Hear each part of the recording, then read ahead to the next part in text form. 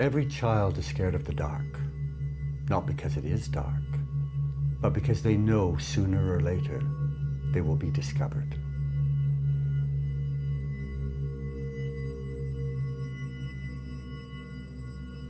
On July 16, 1945, in a remote area of New Mexico during an early morning darkness, there was a vision in the sky that was so glorious, so full of beauty. People for miles around rejoiced in its brilliance.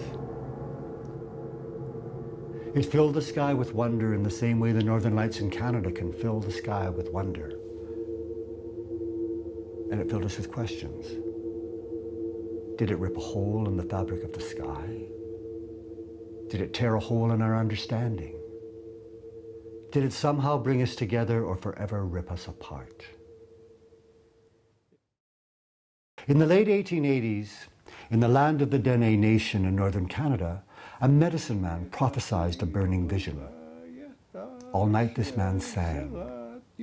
He sang about seeing a strange people whose skin was white, and about following them as they entered a deep hole with metal tools. He sang about the digging of great tunnels and of the surface above the ground where these strange people made strange houses with smoke coming out of them. The prophet looked up and saw a huge bird with a grey belly. The bird landed and was loaded with long sticks of rock as thin as your arms, pulled from the deep earth. He watched the white men dig something more from the hole in the earth and saw them raise it into the cool sky. Finally it disappeared, then it reappeared, burning. When he finished singing, the medicine man said, "The people they dropped this burning on so far away looked like us, like the Dene. But this vision is not for us now. It will come a long time in the future. It will come burning from inside." In 1945, uranium mined from the land of the Dene nation in northern Canada was used in the bombs that were dropped on Hiroshima and Nagasaki. The Dene learned precisely how their land had been used and how history would be transformed. The burning had begun.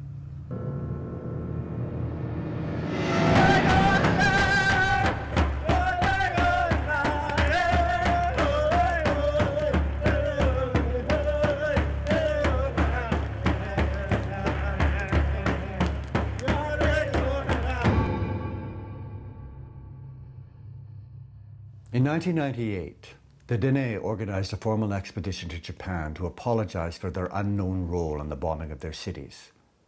A few years later, Marie Clemence wrote this remarkable play about what that history meant not only to the Japanese and to the Dene, but to the world. Burning Vision is more than a play. It is music. It is a dance. It is poetry, images that travel across time. It is a theatrical work that evokes an emotional response, reminding us not only of the danger of mass destruction, but inspiring us to search for the human thread that connects us all. The play begins with an explosion, it ends with an explosion. And between these two bookends of fire, a chorus of voices emerge from the distant corners of the globe. Earth, air, water, fire. The four movements of the play trace the story of uranium from the discovery to the bomb. Dene ore carriers slowly dying of radiation, a Japanese fisherman chasing a trout through the sky, a clown-like prospector scared silly of the dark, a geisha girl caught in the jaws of American propaganda, a beautiful native child personified as the darkest form of uranium. The playwright uses these characters to stir us to action.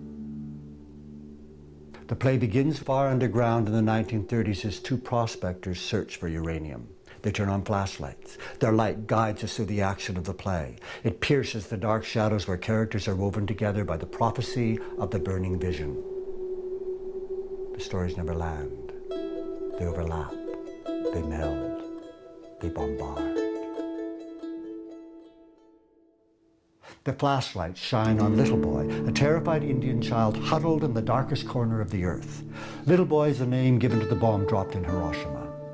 The child falls through the darkness and lands in the arms of Fat Man, the name of the bomb dropped over Nagasaki. Voices of the dark earth.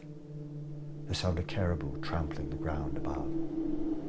That man, now sitting in his Nevada desert home in the 1950s, lounges as a bomb test dummy in his lazy boy armchair, surrounded by Playboy magazines, state-of-the-art sound system, TV, beer, junk food, and the boy. He protects his piece of the American pie, pumping himself up, waiting to explode. Characters dream each other, see each other without eyes, feel without touch. An older Dene woman tries to burn her dead husband's clothes to release him to the spirit world. A young Métis bread maker walks between her white father and native mother, unable to live as either. A young Japanese fisherman lets go of the cherry tree and flies across the globe. The sound of electric clicks, radio dials gliding over static, hooves, small feet, fire, whispers. Men listen to radio waves, longing for the comfort of Tokyo Rose. A miner stands in the center of the earth, dreaming about women. A Japanese grandmother walks in slow motion over a battlefield of cherry blossoms, searching for her grandson. And the song of the medicine man drums forth his prophecy. A beautiful 1930s American woman paints radium on the dials of clocks and becomes more and more radioactive.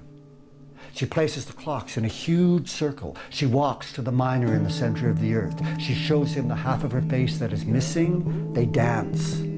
The characters and their stories come together in a final scene, propelled by the rhythm of the medicine man, the clicking of the Geiger counter, the tick-tick-ticking of the radium painter's clocks, the countdown, the detonation, and the heartbeat of an unborn half-Métis, half-Japanese child. Their voices become one. Uranium is discovered. The prophecy is fulfilled.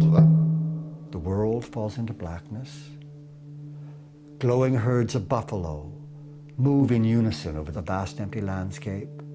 Cherry blossoms fall and fill the stage. I love this play. I love its integrity, its poetry. I love its boldness. Together with some of the finest Catalan and Canadian theatre artists, we have been developing a multilingual version of Burning Vision for 4 years.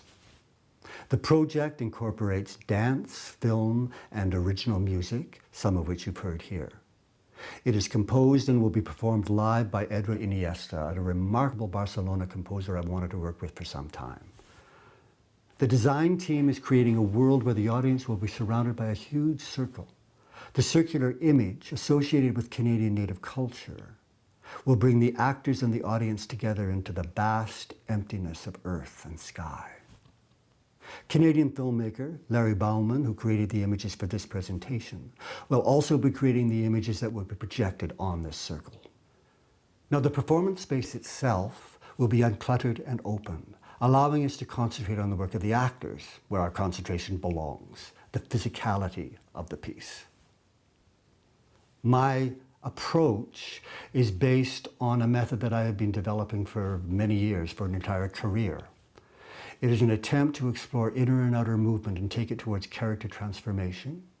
It's inspired by my work by my studies, in fact, with Yat Momgen from the London Drama Centre and the theories of Rudolf Laban. Those who may have seen the all-female version of the Iliad, which I directed for this festival, the Grec festival, a number of years ago, will recognize the style. I want the audience to enter this play through the senses, to experience it emotionally rather than intellectually. I want them to enter a fluidity where the characters, the stories, the theatrical elements come together, overlap, never land, spellbind. I want the interplay between the inner and the outer worlds to be seamless. That's what I want. That's a big order, but that's where we're going. The cast will consist of an equal division of Canadian and Catalan actors. It is not my intention to use surtitles. Through the melding of our theatrical voices, we will arrive at a unified simplicity. And under the words, we will communicate in a common language. We will ask the question,